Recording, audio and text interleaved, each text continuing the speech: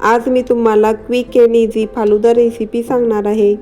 फक्त 10 मिनिटात तयार होणारा फालुदा करायला जेवढा सोपा आहे तेवढा चवीलाही अगदी भन्नाट लागतो।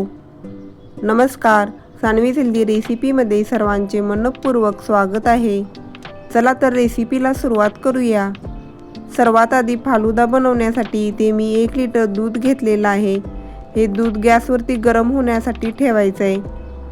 आता या दुधामध्ये 1 ग्लास पाणी घालायचं आहे। दूध गरम होत आहे तोपर्यंत बाकीची तयारी करून घेऊया। इथे मी विकफिल्डचा फालुदा मिक्स केशर पिस्ता फ्लेवर घेतलेला आहे। हे प्रीमिक्स वापरून आज आपण 10 मिनिटात फालुदा कसा बनवायचा हे पाहणार आहोत। हे वजनाला 200 ग्रॅम प्रीमिक्स आहे।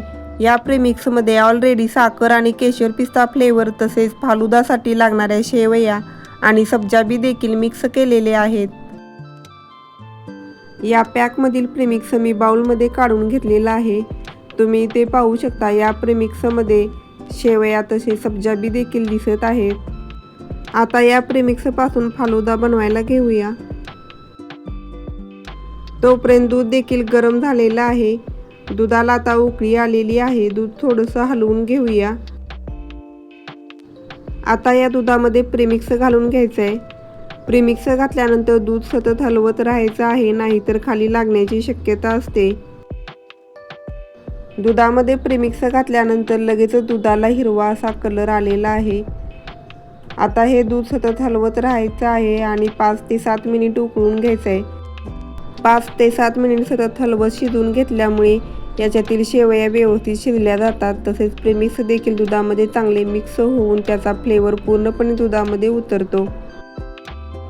7 मिनिट झालेली आहेत आणि आता दुधाला देखील छान उकळी आलेली आहे, तसेच शेवया देखील छान शिजलेले आहेत। आता लगेचच गॅस बंद करायचा आहे आणि हे दूध पूर्णपणे थंड करून घ्यायचं आहे।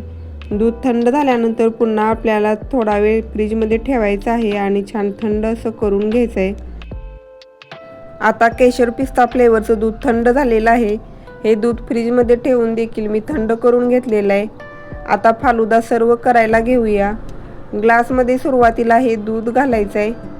मगाशी केशर पिस्ता फ्लेवरचं जे दूध बनवलं होतं ते थोडंसं पातळ होतं, परंतु पूर्णपणे थंड करून घेतल्यानंतर हे थोडंसं घट्ट झालेलं आहे। आता यामध्ये आईस्क्रीम घालायचं आहे। इथे मी बटरस्कॉच फ्लेवरचा आईस्क्रीम घेतलेला आहे। तुम्ही कोणत्याही फ्लेवरचं इथे आईस्क्रीम वापरू शकता। फक्त 10 मिनिटात हा फालुदा तयार होतो। आता या फालुद्यावरती सर्व करताना तुम्ही तुमच्या आवडीचे ड्रायफ्रुट्स घालून घ्यायचे। मी इथे थोडेसे बेदाणे आणि पिस्ता घातलेला आहे। तुम्हाला क्विक अँड इझी केशर पिस्ता फालुदा रेसिपी आवडली असेल तर रेसिपीला लाईक करा, शेअर करा, कमेंट करा आणि चॅनेलला सबस्क्राईब करायला अजिबात विसरू नका। पुन्हा भेटूया अशाच नवनवीन रेसिपीज घेऊन। तोपर्यंत धन्यवाद।